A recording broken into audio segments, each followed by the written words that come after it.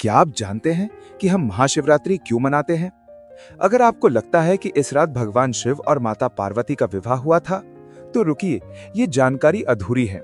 असल में महाशिवरात्रि के दिन एक नहीं, दो नहीं, बल्कि तीन तीन महान घटनाएं एक साथ घटी, जिन्होंने ब्रह्मांड का नक्शा बदल दिया। पौराणिक कथाओं के अनुसार एक बार देवताओं और असुरों ने अमृत प्राप्त करने के लिए समुद्र मंथन किया, लेकिन अमृत से पहले निकला एक भयानक विष, हलाहल। उस विष से तीनों लोग जलने लगे। धरती, आकाश और पाताल सब संकट में आ गए। तभी भगवान शिव ने संसार की रक्षा के लिए उस खोलते हुए विष को स्वयं पी लिया, लेकिन उसे अपने कंठ में ही रोक लिया।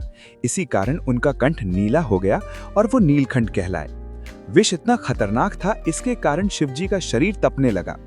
उस जलन को शांत करने के लिए देवताओं ने पूरी रात उन पर गंगा जल, दूध और बेलपत्र चढ़ाया और उनके गीत गाए।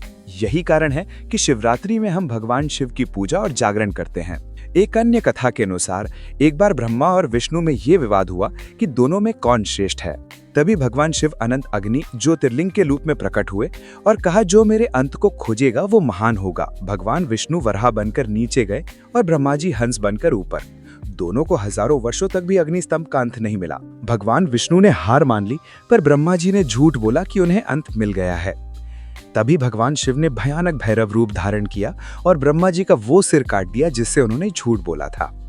तभी से ब्रह्मा जी चतुर्मुखी कहलाए और चारों वेदों के ज्ञाता बने। लेकिन भगवान शिव के शरीर से क्रोध की अग्नि शांत नहीं हुई। तभी भगवान विष्णु और ब्रह्मा ने उनके ऊपर दूध और जल चढ़ाया। यहीं से शिवलिंग पर रुद्राभिषेक की परंपरा शुरू हुई। साथ ही इसी पावन दिन भगवान शिव और माता पार्वती का विवाह हुआ।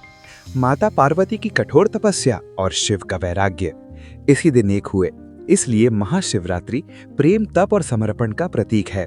भक्त इस रात उपवास रखते हैं, रात्रि जागरण करते हैं और शिवलिंग पर जल, दूध और बेलपत्र अर्पण करते हैं। कहा जाता है कि महाशिवरात्रि की सच्ची पूजा मन को शांत और आत्मा को जागृत कर देती है। तो बोलिए हर हर महादेव, ओम नमः शिवाय।